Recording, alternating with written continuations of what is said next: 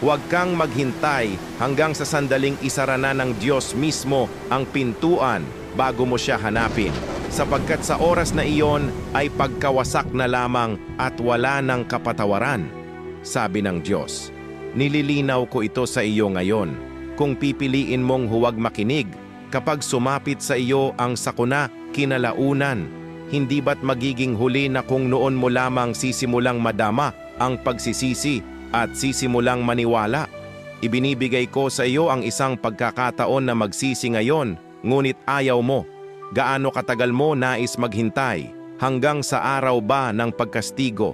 Kaibigan, kung handa kang magsisi bago isara ng Diyos ang pintuan upang tanggapin ang kanyang proteksyon at makaligtas, Amen. Sa isang pag-share mo ay maaaring magligtas ng isang kaluluwa.